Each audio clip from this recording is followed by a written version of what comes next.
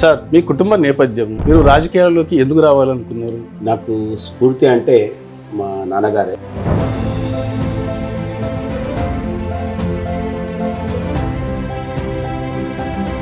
ఒక యువ నాయకుడిగా సంచలన రాజకీయ జీవితం ప్రారంభించిన మీరు ఇప్పుడు ఉన్న స్థానానికి ఎందుకు చేరుకోలేకపోయారు? ఒకటి ఏంటంటే, నేను రాజకీయాల్లో 1985లోనే నేను కాలేజ్ స్థాయి నుంచి కూడా వచ్చినా కూడా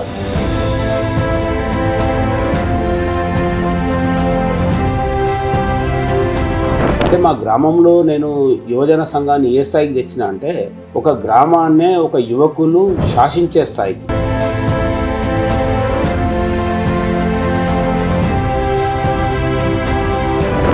రాష్ట్రంలోనే ఒక ఉన్నత స్థాయికి, అంటే బిజినెస్లో రాష్ట్రంలోనే ఉన్న ఒక 25-30 మంది పెద్దోళ్ళల్లో ఒక బిజినెస్లో మంచి స్థాయికి ఎదిగినాం.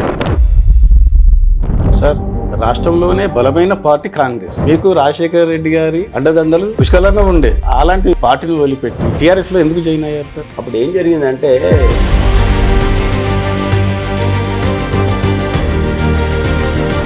ఉద్యమంలో కేసీఆర్ తో కలిసి తిరిగిన మీరు అదే కేసీఆర్ గారితో డి అంటే డి, అసలు ఎందుకు ఈ సమస్య వచ్చింది సార్?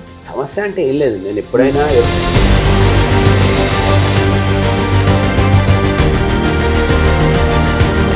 కామారెడ్డిలో కూడా మీరు రేవంత్ రెడ్డి తరఫున విస్తృతంగా పర్యటించారు. మీరు అక్కడనే ఒక 10-15 రోజులు ఉన్నారని తెలిసింది.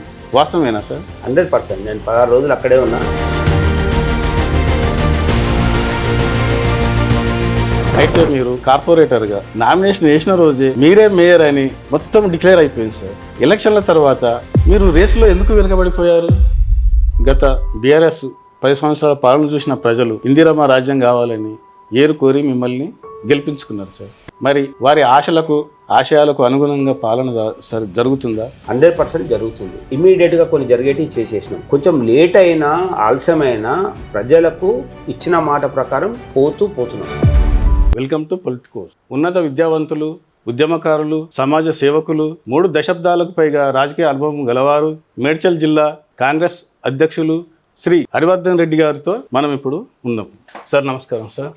సార్, మీ కుటుంబ నేపథ్యం, మీరు రాజకీయాల్లోకి ఎందుకు రావాలనుకున్నారు? ఎవరైనా స్ఫూర్తి లేకపోతే స్ఫూర్తి కథనం ఏదైనా ఉన్నదా? నాకు స్ఫూర్తి అంటే మా నాన్నగారే.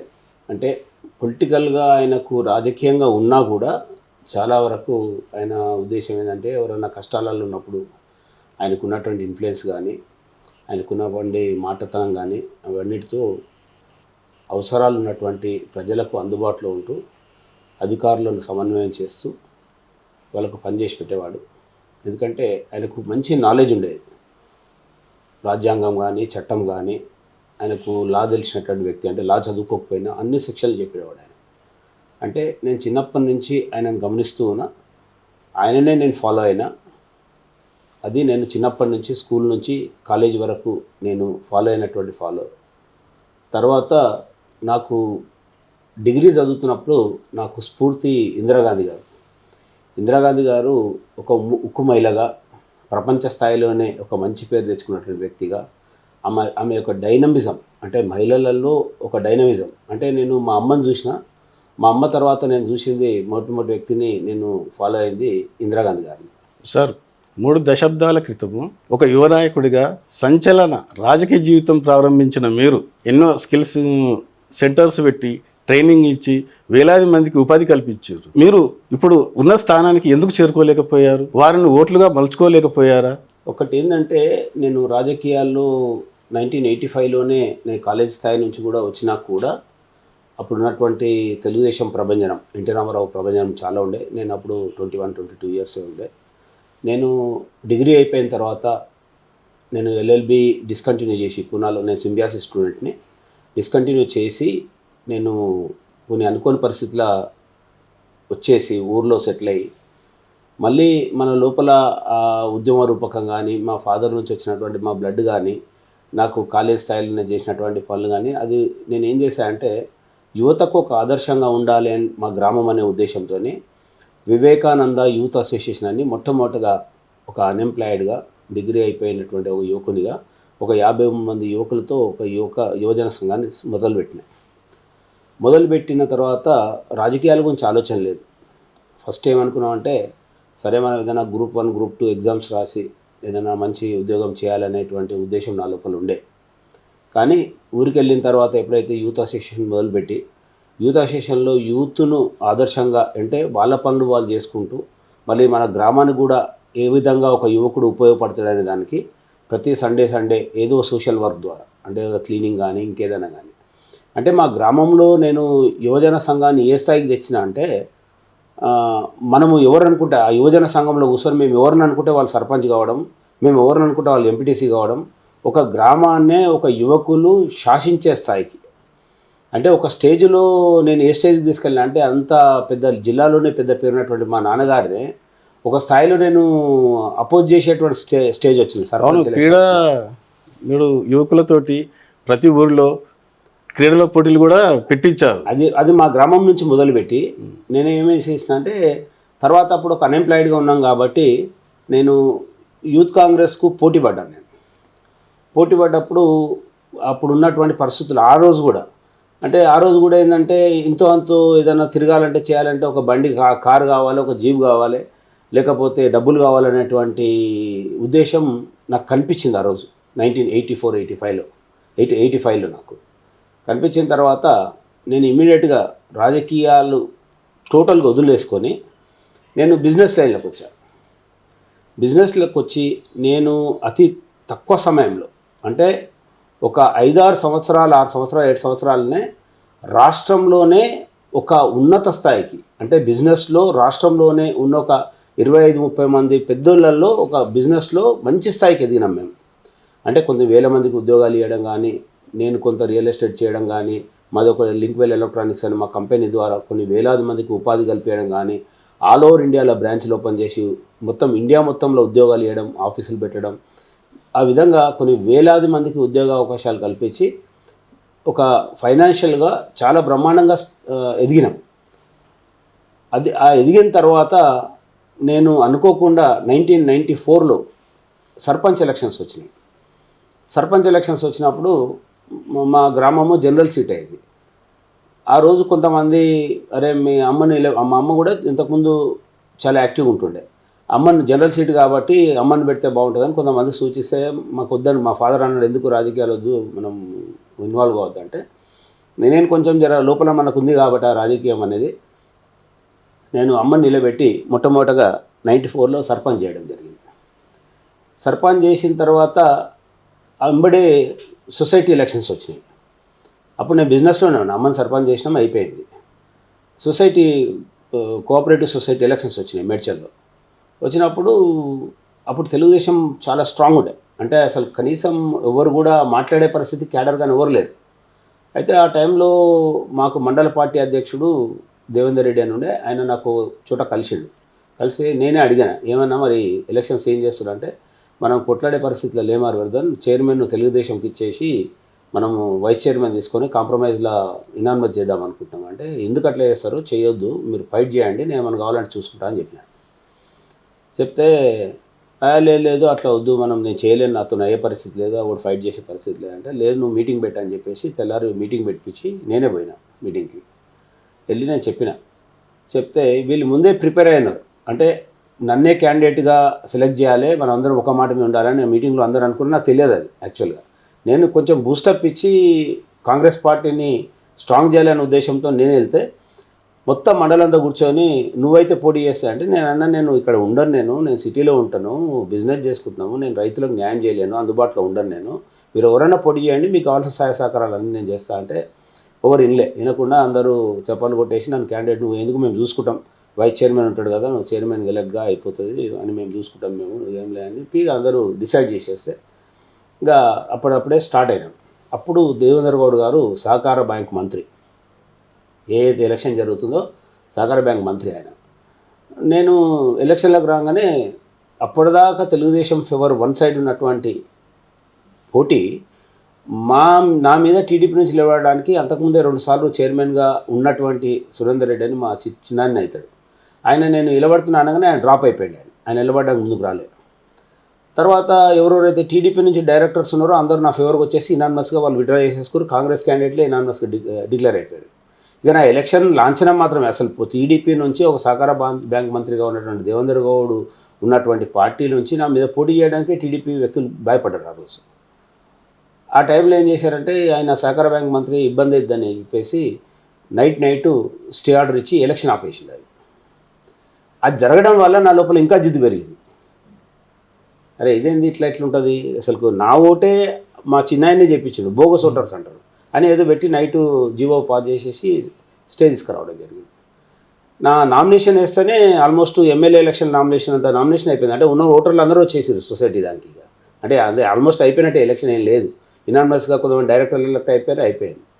ఆ లోగా నాకు బాగా జిద్దు పెరిగిన తర్వాత యూత్ కాంగ్రెస్ ఎలక్షన్స్ వచ్చినాయి. ఆ విధంగా యూత్ కాంగ్రెస్ నేను కావాలనుకున్న కొంతమంది నన్ను ప్రోత్సహించారు, నువ్వు యూత్ కాంగ్రెస్ నుంచి జిల్లా ప్రెసిడెంట్ కావాలి అంటే సరే అనుకున్నాం. కొంచెం తిరిగినాం, కొన్ని అనుకోని పరిస్థితుల్లో నేను జిల్లా ప్రెసిడెంట్ కాలేకపోయాను. కానీ స్టేట్ యూత్ కాంగ్రెస్ జనరల్ సెక్రటరీగా స్టేట్లో నన్ను సుధాకర్ రెడ్డి గారు అపాయింట్ చేయడం జరిగింది. ఇంకా తర్వాత 1995-96లో నేను యూత్ కాంగ్రెస్ ప్రెసిడెంట్గా అయ్యి ఇక నేను ఇమ్మీడియట్గా నాకు రాజకీయాల్లోకి ఎంటర్ అయిన తర్వాత ఎప్పుడైతే యూత్ కాంగ్రెస్లోకి వచ్చిన తర్వాత నాకు అభిమాన నాయకుడు రాజశేఖర రెడ్డి గారు. ఇమ్మీడియట్గా రాజశేఖర రెడ్డి గారికి నేను అటాచ్ అయిపోయినా. ఇక తర్వాత నేను అప్పుడు బలమైనటువంటి నాయకులు, పెద్ద కాన్స్టిట్యున్సీ ఉప్పల్ నియోజకవర్గమైన ఉప్పల్ కానీ, ఎల్బీనగర్లో ఉన్నటువంటి మేజర్ పార్ట్ కానీ, ఇబ్రహీంపట్నంలో ఉన్నటువంటి మేజర్ పార్ట్ కానీ, ఇక్కడ కుత్బులాపూర్ కానీ, మొత్తం కాన్స్టిట్యున్సీ కూడా దేశంలోనే అతి పెద్ద నియోజకవర్గం ఆ రోజు మేడ్చల్. కానీ ఇక్కడ బలమైనటువంటి చాలామంది నాయకులు, 15-20 మంది నాయకులు. నాకు ఎంట్రీ లేదు. అంటే పార్టీ పరంగా నేను ఎంటర్ అయ్యి నేను పార్టీ ప్రోగ్రాములు చేసే పరిస్థితి నాకు అవకాశం లేకుండా పోయింది. ఎందుకంటే ఏ మండలానికి ఆ మండలికి పెద్ద లీడర్ ఉన్నారు, మున్సిపల్ లీడర్ ఉన్నారు, అంతా చెన్నారెడ్డి గారితో కలిసి పనిచేసినటువంటి పెద్ద పెద్ద నాయకులు ఉన్నారు. నేను ఎట్లా చేయాలనే ఆలోచనతో ఉన్నప్పుడు మాదొక యూత్ టీం, మంచి టీం ఉండే మాది. చాలామంది ఒక 8-10 మంది కూర్చొని డిస్కస్ చేస్తుంటాం మనకు ఎంట్రీ ఎట్లా అంటే, సరే మనం ఇంత ఫైనాన్షియల్గా స్ట్రాంగ్ ఉన్నాం కాబట్టి కొత్త ఒరవడి లేపుదాం మనమే అనే డిసిషన్కి ఎప్పుడైతే నా ఊరు నుంచి నేను యూత్ను సమైక్యం చేసి గ్రామీణ ప్రాంతంలో ఉన్నటువంటి గ్రామ రాజకీయాలని ఒక యువకుల చేతికి ఎట్లయితే మా ఊరు నుంచి తీసుకొచ్చినామో అదేవిధంగా మొత్తం కాన్స్టిట్యున్సీ వైజ్గా చేయాలనేటువంటి నిర్ణయానికి వచ్చి హరివర్ధన్ యువసేన అనే ఒక యువసేనను స్థాపించి దాన్ని రిజిస్టర్ చేసి దాన్ని రంగారెడ్డి జిల్లా స్థాయిలో కమిటీలు వేసి మళ్ళీ మండల స్థాయిలో కమిటీలు వేసి గ్రామ కమిటీలు కూడా వేసేసినాం.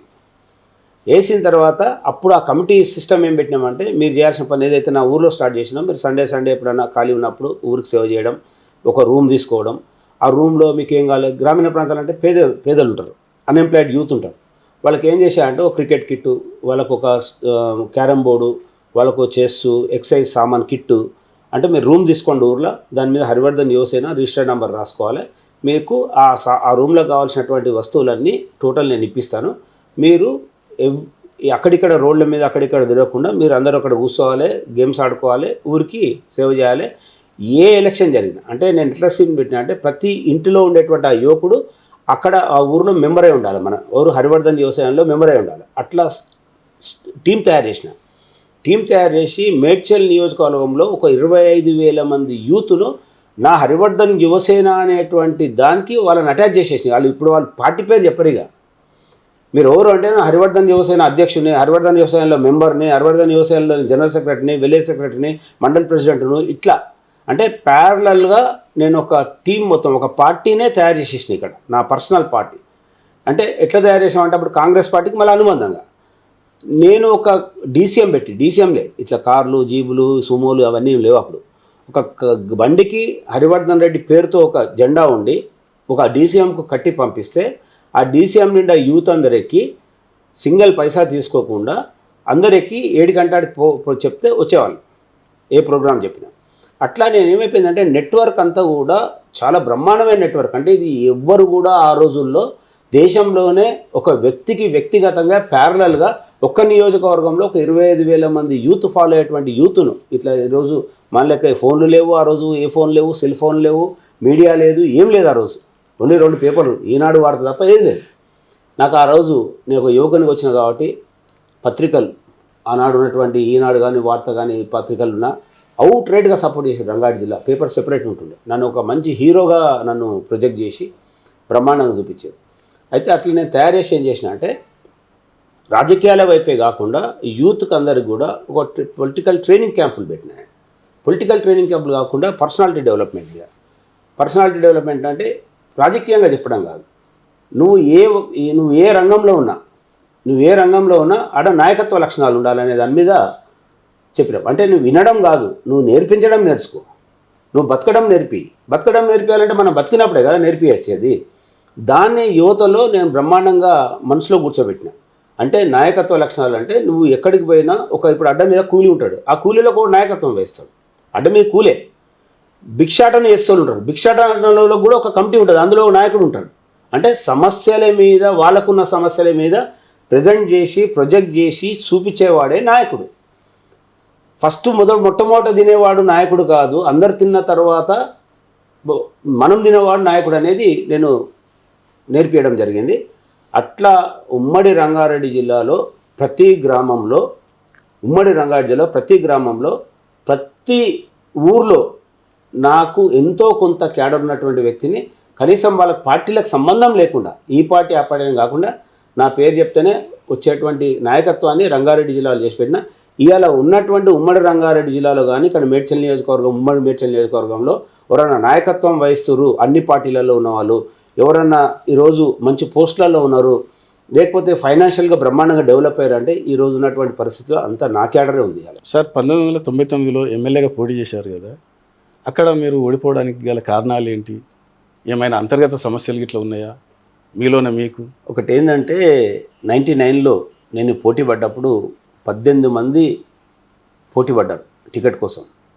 అప్పుడు మున్సిపల్ మాజీ చైర్మన్లు, మున్సిపల్ అధ్యక్షులు, మళ్ళీ మండల పార్టీ అధ్యక్షులు, ఇప్పుడు ఎంపీపీలుగా చేసిన వాళ్ళు, అంటే చాలా పెద్ద పెద్ద నాయకులు అందరూ పోటీ పడ్డారు. నేను రాజశేఖర రెడ్డి పీసీసీ అయిన తర్వాత ఆ రోజు కాంగ్రెస్ పార్టీలో 4 గ్రూపులు స్టేట్ వైడ్గా ఉండే. చెన్నారెడ్డి గ్రూప్ అని, విజయభాస్కర్ రెడ్డి గ్రూప్ అని, నేదురుమల్ల రెడ్డి జనార్దన్ రెడ్డి గ్రూప్ అని, రాజశేఖర రెడ్డి గ్రూప్ అని, ఇట్లా రకరకాల గ్రూపులు ఉంటుండే, బలమైనటువంటి గ్రూపులు. రాజశేఖర రెడ్డి పీసీసీ ప్రెసిడెంట్ అయిన తర్వాత నేను రాజశేఖర రెడ్డి గారికి ఏ ప్రోగ్రామ్ చేసినా, ఏ మీటింగ్ పెట్టినా, ఏది చేసినా నేను బాగా ఆయన ఫాలోవర్గా, ఆయనకు తమ్మునిగా నేను బ్రహ్మాండంగా ఆయన వెంబడే ఫాలో అయ్యామని నేను చాలా జనాలను తీసుకొచ్చిన. ఇప్పుడు నేను హైదరాబాద్లో ప్రోగ్రామ్ సక్సెస్ అయిందంటే బికాజ్ ఆఫ్ హరివర్ధన్ రెడ్డి అనే పరిస్థితి ఉండే.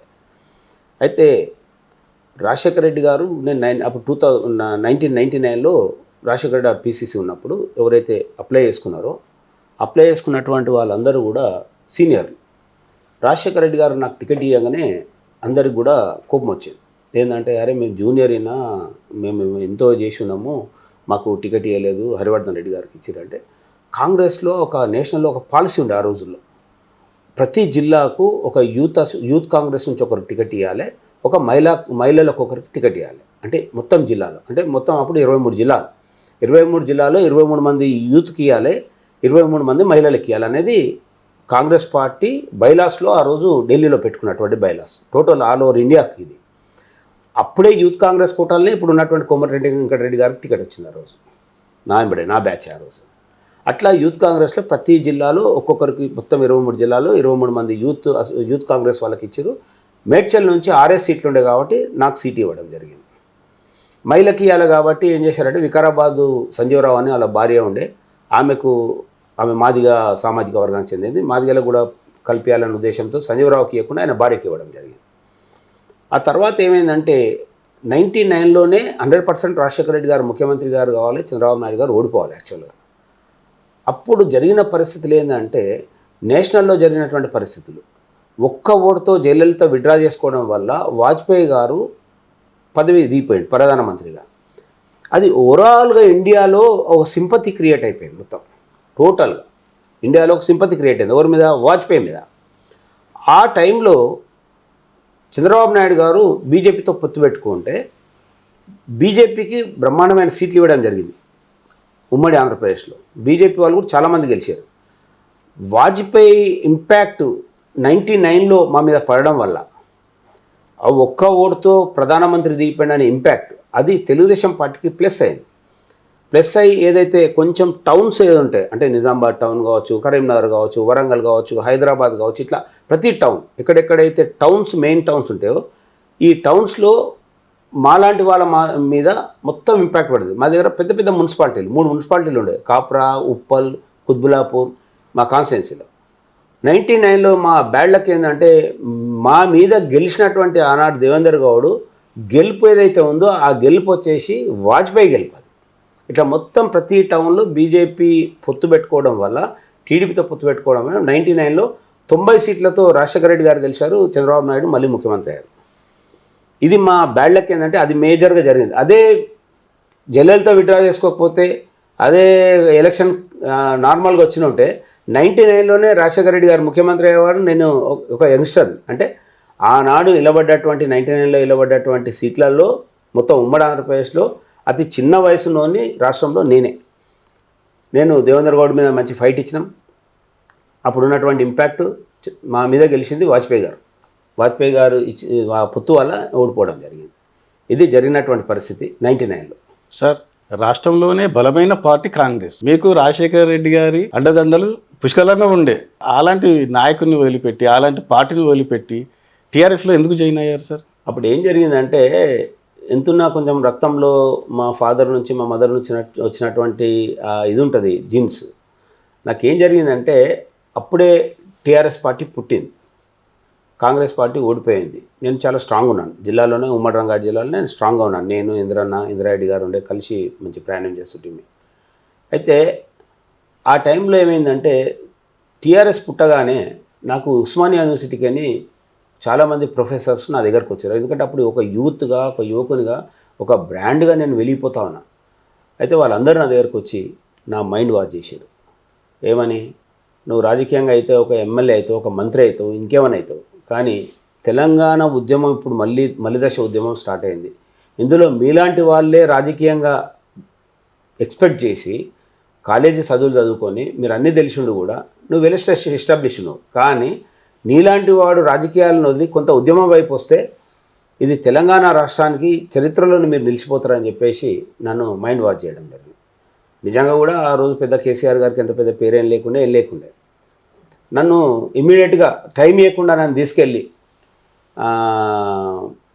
కేసీఆర్ గారిని కలిపేయడం, కేసీఆర్ గారు మొత్తం నా మైండ్ వాష్ చేయడం, నన్ను ఇమ్మీడియట్గా ఉమ్మడి రంగారెడ్డి జిల్లాకి జిల్లా ప్రెసిడెంట్గా ప్రకటించడం జరిగింది.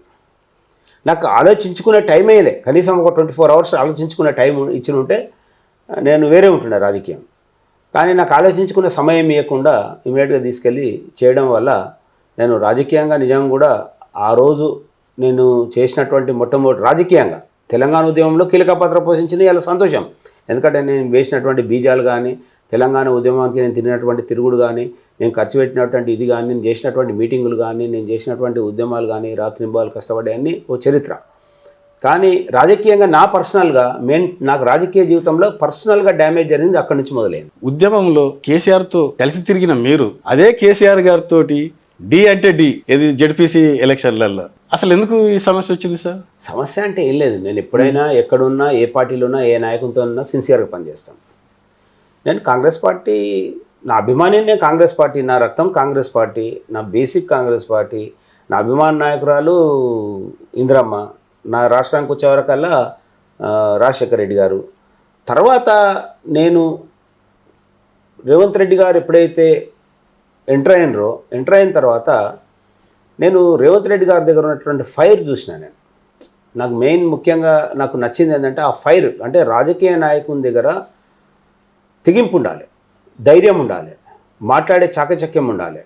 అవన్నీ బ్రహ్మాండంగా రేవంత్ రెడ్డి గారిలో కనిపించినాయి. నాకు కనిపించిన తర్వాత నేను ఎప్పుడు కూడా రాజకీయాన్ని మీదిగా చేయను, హార్ట్కి టచ్ అయ్యే విధంగా ఉంటేనే నేను రాజకీయం చేయగలుగుతాను. ఎవరన్నా నేను వాళ్ళకు ఇది కలుగుతాను.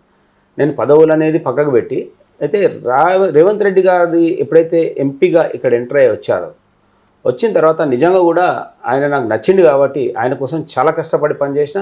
ఆయన గెలుపులో నేను కీలక పాత్ర పోషించిన. అంటే ఆయనను ఎప్పుడు ఆయన దింబడి తిరగకున్నా ఆయన గెలుపులో అందరు చాలామంది పక్కకుంటారు, ఎంబడి తిరుగుతారు, అది వేరే సంగతి. కానీ ఆయనకు కావాల్సింది ఓట్లు కదా.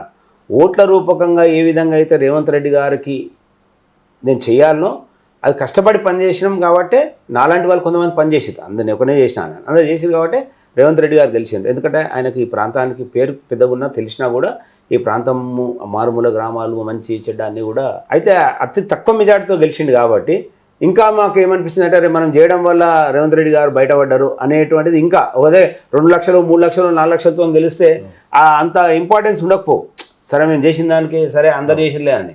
ఇప్పుడు మేము చేసిన ప్రతి ఒక్క వ్యక్తి ఎవరైతే కష్టపడి అలాంటి వాళ్ళు పనిచేసినారో అరే మేము చేయడం వల్లనే రేవంత్ రెడ్డి గారు బయటపడినారు, మంచిగా గెలిచినారు, ఆ గెలవడం వల్లనే ఆయన పీసీసీ అయ్యిండు, ఆ పీసీసీ కావడం వల్లనే ఆయన ముఖ్యమంత్రి అయ్యిండు. ఇవన్నీ బేసిక్స్ కదా. ఎప్పుడైతే ఇప్పుడు కుటుంబంలో ఉంటాం అబ్బా, కుటుంబంలో ఏముంటుంది, మనం ఎవరైనా మనం ఒక రాజకీయం చేయాలంటేనే కుటుంబానికి దూరంగా ఉండి అందరు కష్టపెట్టి ఇది చేసి బతకాల్సి వస్తుంది. అట్లాంటిది కుటుంబ సభ్యుల సహకారం ఉండాలి రేవంత్ రెడ్డి గారికి.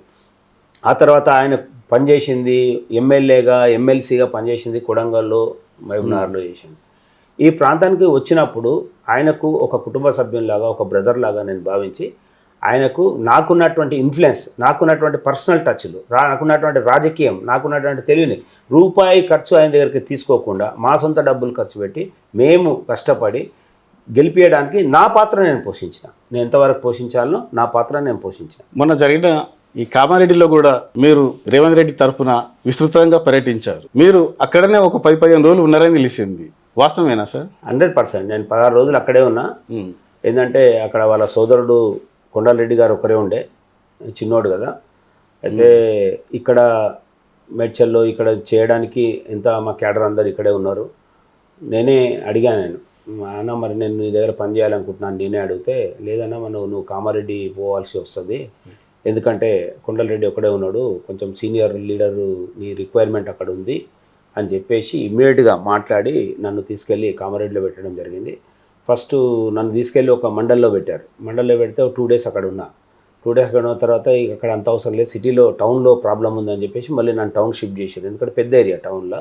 నేను టౌన్లోనే 16 రోజులు ఎక్కడ ఇంటికి కూడా రాకుండా 16 days మళ్ళీ రేవంత్ రెడ్డి గారి కోసం అక్కడే ఉండి వాళ్ళ బ్రదర్తో కోఆర్డినేట్ చేసుకుంటూ మిగతా నాయకులను సమన్వయం చేసుకుంటూ ఉండాల్సి. ఎందుకంటే ఆడ దిగ్గజం మళ్ళీ కేసీఆర్ ఇలా పడ్డాడు. దానికి ధీటుగా మాట్లాడాలంటే నేనైతే మాట్లాడాలి. ఎందుకంటే ఇప్పుడు నేను మాట్లాడినా అనుకో, నేను ఉద్యమకారుని కాబట్టి నేను ఏం మాట్లాడినా ఎదుటి పార్టీ ఎవడు నేను మాట్లాడినంత స్ట్రాంగ్గా నాకు జవాబు ఇవ్వలేడు వాడు. అయితే మీరు కార్పొరేటర్గా గెలవక ముందు కాదు, నామినేషన్ వేసిన రోజే మీరే మేయర్ అని మొత్తం డిక్లేర్ అయిపోయింది సార్. ఎలక్షన్ల తర్వాత రిజల్ట్ వచ్చిన తర్వాత మీరు రేసులో ఎందుకు వెనుకబడిపోయారు? యాక్చువల్గా ఏంటంటే నేను రాజశేఖర రెడ్డి గారు నాకు 2009లో టికెట్ ఇవ్వాల్సింది, కొన్ని అనివార్య కారణాల వల్ల టికెట్ ఇవ్వకపోవడం వల్ల రాజశేఖర రెడ్డి గారు నన్ను మేయర్గా ప్రకటించేసి నువ్వు పోటీ చేసేయి ఎక్కడ బాగుంటాయంటే, అప్పుడు నేను కాంటెస్ట్ చేసినటువంటి మేడ్చల్ నియోజకవర్గంలో కుత్బులాపూర్ కానీ ఉప్పల్ కానీ ఇవి ఉండే అప్పుడు. అయితే ఉప్పల్లో జనరల్ సీట్లు ఎక్కువైనాయి. అయితే ఆయన ఏమన్నాడంటే రాజశేఖర రెడ్డి గారే మరి నీకు అనుకూలంగా చూసుకొని పోటీ చేయి, మొత్తం 150 సీట్లలో ఏది బాగుంటుందో చూసుకొని పోటీ చేయని చెప్పాడు. చెప్తే అప్పుడు దానం నాగేందర్ టౌన్ ప్రెసిడెంట్ ఉండే, కేవీపీ రామచంద్రరావుని కలవమంటే నేను కలిసిన తర్వాత నీకు అప్సిగూడ అయితే బాగుంటుంది అని వాళ్ళు సూచించారు. చూస్తే సరే ఓకే అనుకున్నాం, పోయినాను అక్కడ. కానీ నాకు రాజశేఖర రెడ్డి చనిపోయిన తర్వాత నన్ను చాలా ఇబ్బంది పెట్టారు, టికెట్ ఇవ్వడానికి ఇబ్బంది పెట్టారు. తర్వాత నన్ను ఓడగొట్టడానికి కాంగ్రెస్ పార్టీ వాళ్ళు ఇక అంటే ఆల్మోస్ట్ ఎంతవరకు ట్రై చేయాలన్న వాళ్ళకి శక్తి ఉన్నంత వరకు అంత నన్ను ఓడగొట్టడానికి కాంగ్రెస్ వాళ్ళే అందులో అప్పుడు ఉన్నటువంటి ఎమ్మెల్యే రాజిరెడ్డి కానీ మిగతా సీనియర్ నాయకులు నన్ను చాలా వరకు పక్కకు ఉన్నటువంటి పెద్ద నాయకులు అందరు కాంగ్రెస్ పార్టీలో ఉన్న ఉద్దండులు ఎంతమంది అయితే నన్ను టార్గెట్ చేసిర్రో అంతమంది నన్ను ఓడగొట్టడానికి ప్రయత్నం చేశారు. కాకుంటే నిజంగా కూడా ఆడ నేను గెలవడానికి కారణం ఏంటంటే ముఖ్యంగా మేడ్చల్ నియోజకవర్గంలో ఉన్నటువంటి అదే యూత్, ఏదైతే నేను తయారు చేసినటువంటి యూత్ కానీ లీడర్లు కానీ స్వచ్ఛందంగా డైలీ ఒక 100-150 కార్లు క్యాన్వసింగ్ వాళ్ళు వచ్చి ఇంటింటికి తిరిగి కాళ్ళు మొక్కి దండం పెట్టి వాళ్ళందరికీ మీరు ఒక్కసారి అన్నకు అవకాశం ఇవ్వండి, మేము ఆయన కింద పనిచేసినాం మాకు తెలుసు అని చెప్పి బతిలాడుకొని వాళ్ళే పనిచేసి అందరినీ కన్విన్స్ చేసి సొంత పార్టీలోనే ఇంత వ్యతిరేకత వాళ్ళు చేస్తున్నా కూడా మా వాళ్ళు ఇంటింటికి వెళ్ళి ప్రతి బూత్ వారిగా ఇన్ఛార్జ్లు వేసుకొని మొత్తం బూతులలో తిరిగి నన్ను గెలిపేయడం జరిగింది. గెలిపించినాక ఢిల్లీలో కూడా డిక్లేర్ అయిపోయింది, నా పేరే డిక్లేర్ అయిపోయింది అసలు యాక్చువల్గా డిక్లేర్ అయింది. నేను తెల్లారి ప్రమాణ స్వీకారం చేయాలి. ఇక నైటే అప్పుడు ఉన్నటువంటి చాలామంది ఎమ్మెల్యేలు టౌన్లో ఉన్నటువంటి అదే హైదరాబాద్లో ఉన్నటువంటి ఎమ్మెల్యేలు అందరూ కలిసి రోషయ్య గారు ముఖ్యమంత్రిగా వెళ్ళి ఆయనకు లెటర్ ఇవ్వడం జరిగింది, మీరు హరివర్ధన్ రెడ్డి గారిని చేస్తే మేమందరం రాజీనామా చేస్తామని. ఇప్పటికప్పుడు నైట్ పేరు మార్చేసి మళ్ళీ ఒపీనియన్ అని చెప్పి అదే కార్పొరేటర్లు అందరూ కూడా మళ్ళీ నా వైపు ఉన్నారు, గెలిచిన వాళ్ళంతా నేనే కావాలని ఉండే. కానీ అప్పుడు నైట్ అంతా చేంజ్ చేసి మాట్లాడి దాన్ని అప్పుడు బండ కార్తిక రెడ్డి గారిని రెడ్డికి ఇవ్వాలని, జనరల్ సీట్ కాబట్టి రెడ్డికి ఇవ్వాలని చెప్పి బండ కార్తిక రెడ్డి గారు చదువుకున్న అమ్మాయి అని చెప్పి ఒక అమ్మాయికి నైట్ మార్చి చేసింది. కానీ నేను మార్నింగ్ నైట్ చేసిన మార్నింగ్ నెక్స్ట్ డే మార్నింగ్ నేను ప్రమాణ స్వీకారం చేయాలి 9-10 o'clock. అట్లాంటిది 3-4 o'clock లోపల మొత్తం క్లోజ్ చేసేసి నన్ను చేయొద్దని. తర్వాత స్టాండింగ్ కమిటీ ఎలక్షన్స్ వచ్చినాయి. స్టాండింగ్ కమిటీ నేను నిలబడేది కార్పొరేటర్, 2 సార్లు ఎమ్మెల్యే పోటీ చేసి కార్పొరేటర్కి నిలబడే కదా. స్టాండింగ్ కమిటీ ఎలక్షన్స్ వచ్చినాయి. స్టాండింగ్ కమిటీలో కూడా నన్ను రానియొద్దని బాగా ట్రై చేసేటప్పుడు ఏం చేశారు అంటే అప్పుడు ఉన్నటువంటి టీడీపీ సింగిరెడ్డి శ్రీనివాసరెడ్డి గారు కానీ, అదేవిధంగా ఎంఐఎంఓలు కానీ, మిగతా వాళ్ళందరూ అన్ని కార్పొరేటర్లు అందరూ ఏకమై వాళ్ళు ఇచ్చేది ఏంది, వాళ్ళు చెప్పేది ఏంది, మేమందరం ఓట్లు వేసేది కదా, మేమందరం నేను గెలిపించుకుంటామని చెప్పి ఏకగ్రీవంగా అందరూ డిసైడ్ అయిన తర్వాత అప్పుడు భయపడి నా పేరు రాసి పంపించారు. నన్ను ఆల్రెడీ ఓటింగ్ స్టార్ట్ అయినాక ఆ రోజు చరిత్ర ఏంటంటే అన్ని పార్టీలు కలిసి హయ్యెస్ట్ మెజార్టీతో గెలిపించింది నన్ను. అదొక కొత్త వరవడి, అది అన్ని పార్టీలో ఓట్లు వేసింది. ఏదో కొత్త వరవడితో గెలిపించారు. స్టాండింగ్ కమిటీలో బ్రహ్మాండంగా చేసినాం. తర్వాత మా టీం అంతా కూడా ఆ రోజున్న టీమే మంచి టీం. జిహెచ్ఎంసీలో ఇప్పుడు ఉన్న వాళ్ళందరూ బాధపడుతున్నారు. అప్పుడు బ్రహ్మాండంగా పనులు చేసినాం, పబ్లిక్ పనులు చేసినాం, కార్పొరేటర్లు కూడా మంచిగా పని చేశారు. మేము కూడా ఎంజాయ్ చేసినాం, పొలిటిక్స్ని ఎంజాయ్ చేసినాం. ఇప్పటిదాకా కూడా ఎందుకు, మొన్న నేను జెడ్పీటీసీ గెలిచిన. నాకు ఫస్ట్ ఆఫ్ ఆల్ కేఎల్ఆర్ గారు నిలబడ్డప్పుడు నా దగ్గరకు వచ్చి కూర్చున్నాడు ఇక్కడే ఆఫీస్లో. నేను చేస్తాను, నువ్వు నాకు చేయాలంటే సరే. అంతకుముందు నేను వ్యతిరేకించిన, నన్ను ఇప్పుడు జిహెచ్ఎంసీలో నేను మేయర్ కాకపోవడం కారణం ఆయన పాత్ర కూడా కొంత ఉంది. అప్పుడు గెలిపించిందే నేను ఆయనని. అట్లాంటిది వచ్చి కూర్చుంటే సరే అన్నాడు. జడ్పీ ఎలక్షన్స్ వచ్చినాయి, జనరల్ సీట్ అయింది. సరే నేను అనుకోకుండా అవకాశం వచ్చింది కదా, ఈ 5 మండలాలు నా మంచి పవర్ఫుల్ ఉంటుంది, నాకు బాగుంటుంది, గ్రామాలలో నాకు బాగుంటుంది. సరే అంటే ఓకే డన్ అన్నాడు. మళ్ళీ ఎవరు ఏం చెప్పారో తెలియదు. హరివర్ధన్ రెడ్డి రేపు గెలిచిండు అనుకో, మళ్ళీ మేడ్చల్ కాన్స్టిట్యున్సీలో నీకు అడ్డమొస్తుంది అని చెప్పారు. లాస్ట్ టైంలో మాట మార్చేసి నన్ను నిలబడద్దు అంటాడు. దొరకడు, చెప్పడు. ఆయనే ఇన్ఛార్జ్ ఉంది, ఆయనకు ఉప్పుడు చేసి ఓడిపోయినా ఆయన చెప్పాలి. దాన్ని ఎంత ఇబ్బంది పెట్టిండు అసలు చెప్పలే. ఇక ఆడికి చెడగొట్టాలని ఏం చేసిన, కొంతమందికి ఎంపీటీసీలకు టికెట్లు ఇవ్వలేదు, బీఫామ్లు ఇవ్వలేదు, అట్లా చేసేసిండు. లాస్ట్ మినిట్లో ఇక ఆ రోజు నామినేషన్ ఇవ్వాలి, లేకపోతే టైం అయిపోతుంది. అప్పుడు ఢిల్లీకేని కుంతియా ఒక జెడ్పీటీసీ టికెట్ కోసం ఢిల్లీకేని వచ్చి పీసీసీ ప్రెసిడెంట్గా ఉన్నట్టు ఉత్తమ్ కుమార్ రెడ్డి వీళ్ళందరూ కలిసి సంజాయించి ఆయన పిలుచుకొని చెప్పి, అప్పుడు అందరు కలిసి మా కాన్స్టిట్యున్సీలో ఉన్న లీడర్లు అందరు కలిసి మాట్లాడితే అప్పుడు నాకు బీఫామ్ ఇస్తే పరిగెత్తుకుంటూ పోయి బీఫామ్ సబ్మిట్ చేసిన. ఇంకో 15 నిమిషాలు అయితే అయిపోతుంది టైం.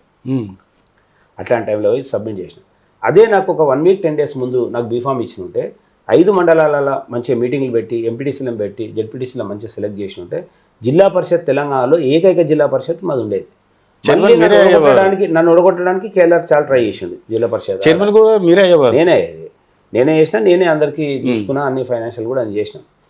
కేఎల్ఆర్ గారు నన్ను ఒడగొట్టాలని ట్రై చేసిండు. మల్లారెడ్డి వాళ్ళ బామార్దిని పెట్టిండు. 4 ఎమ్మెల్యేలు నా మీద ఆ రోజు. ఎవరు నన్ను ఒడగొట్టడానికి?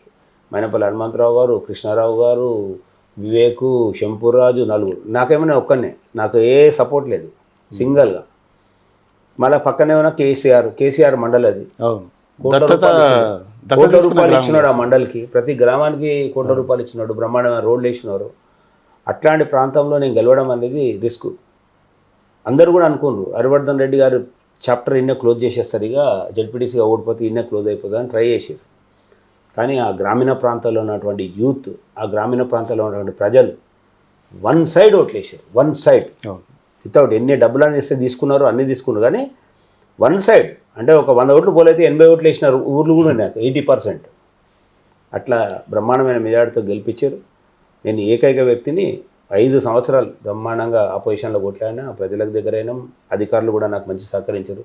ఆపోజిషన్లో ఉండి అధికారులు సహకరించురు అని చెప్పే వ్యక్తి నేను ఏకైక వ్యక్తిని ఉంటాను అనుకుంటాను. నేను ఆపోజిషన్లో పార్టీ ఏమంటారు, నాకు అధికారులు సహకరించలే, అధికారులు ఇట్లా చేశారంటారు. కానీ నేను ఆపోజిషన్లో ఉన్నా, నాకు అప్పుడున్నటువంటి అధికారులు నేను ఏ పని చెప్తే, ఏ పని నా సొంత పని ఏమి ఉండదు, ప్రజల కోసం ఉపయోగపడే పని ఏ పని చెప్పినా బ్రహ్మాండంగా పనిచేసి సహకరించారు. మీరు జెడ్పీటీసీగా ఉన్నప్పుడు ఏమైనా అభివృద్ధి కార్యక్రమాలు చేశారా సార్ అక్కడ? యాక్చువల్గా ఏంటంటే ఈడ నిజంగా కూడా చెప్పాలంటే ఈ పంచాయతీరాజ్ వ్యవస్థని 10 సంవత్సరాల టీఆర్ఎస్ పాలనలో నిర్వీర్యం చేశారు. రాజీవ్ గాంధీ గారు గ్రామాలలో ఏ గ్రామానికి ఆ గ్రామానికి నిర్ణయం తీసుకొని బడ్జెట్ కేటాయించి నేరుగా వాళ్ళకు బడ్జెట్ వచ్చి నేరుగా వాళ్ళు ఖర్చు పెట్టుకునేటువంటి పరిస్థితి కల్పించాడు రాజీవ్ గాంధీ గారు.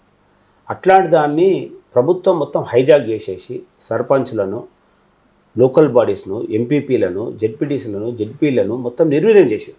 లేకపోతే ఇవి రద్దు చేస్తుండే, కాకుండా రాజ్యాంగంలో చేయలేరు కాబట్టి, మన చట్టం అట్టుంది కాబట్టి. కానీ నిజంగా కూడా చెప్పాలంటే అసలు నిర్వీర్యం అయిపోయినటువంటి వ్యవస్థ ఏదైనా ఉంది తెలంగాణలో అంటే అది పంచాయతీరాజ్ వ్యవస్థ, గ్రామీణ ప్రాంతాలు, మున్సిపాలిటీస్ అన్నీ కూడా మొత్తం నిర్వీర్యమైపోయి వాళ్ళ డబ్బులను ప్రభుత్వం వాడుకొని సెంట్రల్ నుంచి రావాల్సిన డబ్బులను కూడా స్టేట్ గవర్నమెంట్ వాడుకొని ఈరోజు అన్ని అప్పులైపోయినాయి. చాలామంది సర్పంచ్లు ఈరోజు అప్పులు చేసి డెవలప్మెంట్ చేసి సూసైడ్ చేసుకునే స్టేజ్లో ఉన్నారంటే దానికి కారణం ఏంటంటే వాళ్ళు గెలిచిండ్రు, తట్టుకోలేరు, అక్కడిక్కడ అప్పులు చేసి పనులు చేసారు, డబ్బులు వస్తాయనుకోరు, డబ్బులు ఇవ్వలేదు, నేరుగా రావాల్సిన డబ్బులు వాళ్ళకు రాలేదు.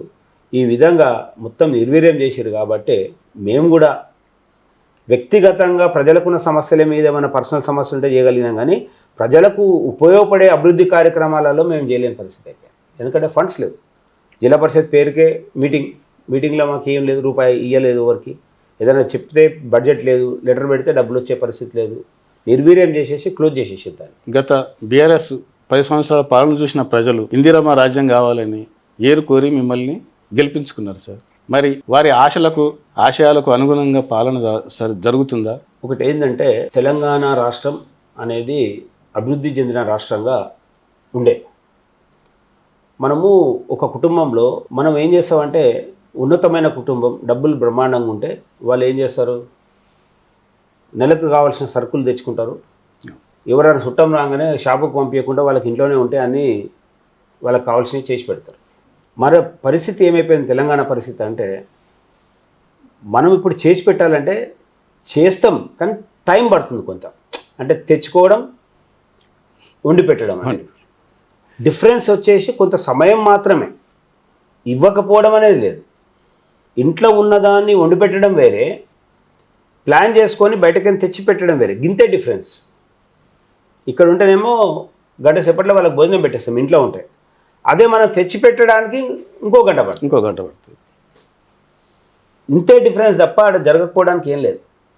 ఇవాళ దుర్వినియోగం అయ్యే పైసా తప్పిపోయింది. ఎవ్వరు కూడా దుర్వినియోగం సింగిల్ పైసా అయ్యే పరిస్థితి లేదు. అభివృద్ధి కార్యక్రమాలు ఇచ్చినటువంటి మాట 100% జరుగుతుంది. ఇమీడియట్గా కొన్ని జరిగేటివి చేసేసినాం. కొంచెం ఆలస్యం అయ్యొచ్చు. నిన్న 4 పథకాలు ప్రారంభించుకున్నాం. వాళ్ళ ప్రజల కళ్ళల్లో ఇప్పుడు నేను ఒక గ్రామానికి వెళ్ళిన, సోమవారం అనే గ్రామానికి, అలా సంతోషంగా అనిపించింది. ఎందుకంటే ఎంతమందికి రేషన్ కార్డు రాలేదో అందరికి రేషన్ కార్డు ఇచ్చినాం. నాకు రేషన్ కార్డు రాలే అనే వ్యక్తి లేడు. రెండోది, మాకు రైతు భరోసా అందరికి ఎంతమంది ఉందో అంతమందికి ఇచ్చారు. ఓన్లీ రాళ్ళు, రప్పలు, గోదాములు, ఫంక్షన్ హాల్స్, లేఅవుట్లు అయిపోయిన కాకుండా అందరికి ఇవ్వడం జరిగింది. రైతు కూలీలు, ఆడ కూలీలు ఉన్న వాళ్ళకు భూమి ఉంది, లేని వాళ్ళు ఎవరైతే ఉన్నారో కూలీలకు కూడా ఇమ్మీడియట్గా ఇవ్వడం జరిగింది. ఇట్లా మేము కొంచెం లేట్ అయినా ఆలస్యమైనా ప్రజలకు ఇచ్చిన మాట ప్రకారం పోతున్నాం. కానీ కొంతనేమో మేము అధికారంలోకి రాకముందు అప్పులు ఎన్నుండే అనే దానికి మాకు కొంచెం కన్ఫ్యూజన్ ఉండే, తెలియలే. తర్వాత వచ్చిన తర్వాత ప్రతి కార్పొరేషన్ మీద కొన్ని కోట్లాది రూపాయలు తీసుకొచ్చి అప్పులు చేసే వరకలా మిస్లైనటువంటి పరిస్థితి అయిపోయింది. ఇవాళ మనకు వచ్చేటువంటి డబ్బులు వాళ్ళు చేసినటువంటి అప్పులకే ఎవ్రీ మంత్ ఇంట్రెస్ట్ల రూపకంగా పోతూ ఉన్నాయి. ఇంకోటి ఇన్స్టాల్మెంట్ స్టార్ట్ అయింది. వాళ్ళు ఉన్నప్పుడు ఇన్స్టాల్మెంట్ స్టార్ట్ కాలేదు, ఓన్లీ ఇంట్రెస్ట్ కట్టారు. ఇవాళ కాంగ్రెస్ గవర్నమెంట్ వచ్చినాక ఇన్స్టాల్మెంట్ మెయిన్ బడ్జెట్ కూడా కేటాయించడం జరుగుతూ ఉంది. అసలు బడ్జెట్లకి మొట్టమొదటగా మనకు తెలియకుండానే డబ్బులు వెళ్ళిపోతున్నాయి. దానివల్ల కొంత ఆలస్యం జరిగిన ప్లాన్ ప్రకారం మన రేవంత్ రెడ్డి గారు దావోస్ వెళ్ళారు. 1,78,000 కోట్ల ఇక్కడ పరిశ్రమలు నెలకొల్పితే ఆటోమేటిక్గా మనకు ఇన్కమ్ సోర్సెస్ డెవలప్ అవుతుంది, ఉద్యోగ అవకాశాలు వస్తాయి, ఆటోమేటిక్గా రియల్ ఎస్టేట్ లేస్తుంది. ఇట్లా జరుగుతూ ఉంది. ఒక హైడ్రా అని పేరు చెప్పి మొత్తం బొమ్మ చూపించి రియల్ ఎస్టేట్ను దెబ్బతీయడం జరిగింది వాళ్ళ మాటలతో. హైడ్రా అనేది రెండిటికే గుర్తుపెట్టుకోండి. హైడ్రా అనేది రెండిటి కోసమే. ఒకటి ప్రభుత్వ భూములను కాపాడడానికి, ఒకటి చెరువులు కుంటలను కాపాడడానికి. ఈ రెండిటి తప్ప మూడో వాళ్ళకి ఎలాంటి అధికారాలే లేవు. రెండు అధికారాలు, ప్రభుత్వ భూములను కాపాడడం, కుంటలు చెరువులను బఫర్ జోన్లను కాపాడడం. అది తప్ప ఏ రాజకీయ పార్టీ, ఏ నాయకుడు కుంటలు చెరువులు లేకుండా చేయండి, ప్రభుత్వ భూములు కబ్జాలు చేసుకోమని ఏ రాజకీయ పార్టీ చెప్తుంది, ఏ నాయకుడు చెప్తాడు? హైడ్రా పవర్స్ ఏమున్నాయి? హైడ్రా ఏమైనా పర్మిషన్స్ ఇచ్చేది ఉందా? హైడ్రా ఏమైనా ఇంకా లేఅవుట్ ఇచ్చేది ఉందా? నువ్వు ఇల్లు కట్టుకుంటే పద్ధతిలో ఉన్న ప్రకారం R1 జోన్లో నువ్వు ఇల్లు కట్టుకొని ప్రభుత్వ భూమికి సంబంధం లేకుండా, కుంటల చెరువులకు లేకుండా నువ్వు రియల్ ఎస్టేట్ డెవలప్ చేసుకుంటే నువ్వు ఏవి కట్టుకున్నా ఎవరెందుకు అడుగుతారు? నేను హైడ్రాకు ఉన్నటువంటి పరిస్థితి ఏంటంటే రెండే కాపాడు, అది ప్రజల కోసమే.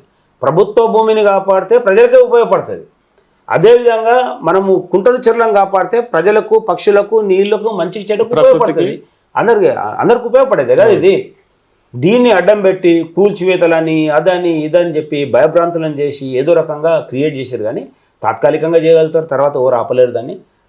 ఏ వ్యవస్థ ఆ వ్యవస్థ పనిచేస్తేనే మనము ఉంటుంది, దేశం ఉంటుంది, రాష్ట్రం ఉంటుంది. భవిష్యత్తులో మీ రాజకీయ కార్యక్రమాలు ఏ విధంగా ఉండబోతుంది? నేను ఒకటి ఏంటంటే ఆపోజిషన్లో బ్రహ్మాండం కొట్లాడినాం. పొద్దున్న లేస్తే రోజు పనులు ఉండే, ఈరోజు అభివృద్ధి కార్యక్రమాలు. సరే పార్టీ కొన్ని ప్రోగ్రాంలు ఇచ్చారు, ప్రోగ్రాంలో పాల్గొంటూనే వస్తున్నాం. నేను ఒక జిల్లా అధ్యక్షునిగా నాకు 5 నియోజకవర్గాలు ఉంటాయి. రాష్ట్రంలోనే చాలా పెద్ద జిల్లా ఇది. ఎందుకంటే 28 లక్షల మంది ఓటర్లు, అంటే మొత్తము 10% ఆఫ్ ది ఓటర్లు ఒక జిల్లాలోనే ఉన్నారు. 33 జిల్లాలలో 10% ఆఫ్ ది ఓటర్లు ఓన్లీ మా జిల్లాలో ఉన్నారు. ఇంకా పెరిగే జిల్లా ఇది. కాబట్టి ఇక్కడ కొన్ని సమస్యలు, పేదలకు మంచి చెడ్డ అందరికి అందుబాటులో ఉంటున్నా. పార్టీ ఇచ్చినటువంటి ప్రోగ్రాం చేస్తున్నాం. పార్టీ ఏదైనా చెప్తే పని చేసి పెడుతున్నాం. ఏదైనా కార్యక్రమాలు పాల్గొంటున్నాం. అందరికీ ఇక్కడ అందుబాటులో ఉండి సమన్వయం చేస్తాం. ఇప్పుడు ఎందుకంటే కాంగ్రెస్ పార్టీ రకరకాల గ్రూపులు, కొత్త పాత కలయిక, కొత్త వాళ్ళకు పాత వాళ్ళకు గొడవలు ఎన్నో రకాలు ఉంటాయి. కొంతమందికి కొన్ని సమస్యలు పట్టించుకోరు. దాన్ని అన్నీ కూర్చొని ఎవరు వచ్చినా కూర్చోబెట్టి మాట్లాడి నా బాధ్యతగా ఒక జిల్లా అధ్యక్షునిగా సమన్వయం చేస్తూ, పాత కొత్తను సమన్వయం చేస్తూ పార్టీకి చెడ్డ పేరు రాకుండా రేవంత్ రెడ్డి గారు, మా మంత్రివర్గం కష్టపడుతున్నటువంటి ఈ తీరుకు మా యొక్క సహకారాలు అందించి మంచి పేరు తెచ్చుకునే విధంగా చేస్తాం. ఎందుకంటే ఇది ఇంటి పార్టీ కాదు, వ్యక్తి పార్టీ కాదు, వ్యక్తిగతమైనటువంటి పార్టీ కాదు, ఒక నలుగురు అనుకుంటే జరిగే పార్టీ కాదు. ఈ పార్టీకి కార్యకర్తలే దిశానిర్దేశం. కాంగ్రెస్ పార్టీ అనేది ప్రజల యొక్క పార్టీ, ప్రజలే ఉంటారు. మాకు అధిష్టానం ఢిల్లీలో ఉంది. వాళ్ళు సూచించిన ప్రకారం మా ముఖ్యమంత్రి గారు, మంత్రివర్గం ఉంటారు. మా యొక్క ఇక్కడ ఉన్నటువంటి పిసిసి అధ్యక్షులు మహేష్ కుమార్ గారు ఎన్ఎస్ఐ నుంచి వచ్చిండు. ఆయన మంచి అందరికి అందుబాటులో ఉంటున్నాడు. ఎప్పుడంటే అప్పుడు అందుబాటులో ఉంటాడు, ఇంట్లో వ్యక్తిగా ఉంటాడు. అంటే కాంగ్రెస్ పార్టీ నాయకులు అట్లా ఉంటారు. కాబట్టి అందరూ పనిచేస్తున్నాము. కాకుంటే బడ్జెట్తో కొంత ఇబ్బంది ఉంది. దాన్ని కొంచెం క్రియేట్ చేసుకొని ఇంకొక 3 నెలలు 6 నెలల్లో ఒక లైనప్లో పడి ఇవన్నిటిని కంప్లీట్ చేస్తాం. మొదలుపెట్టిన తర్వాత ఆగేదే లేదు. కొంచెం ఆలస్యమైన అని జరుగుతాయి. మీ విలువైన సమయాన్ని కేటాయించి మా పొలిటికోస్కు ఇంటర్వ్యూ ఇచ్చినందుకు ధన్యవాదములు sir. Thank you. Please subscribe to the channel and download the Politicos app from the links in the description.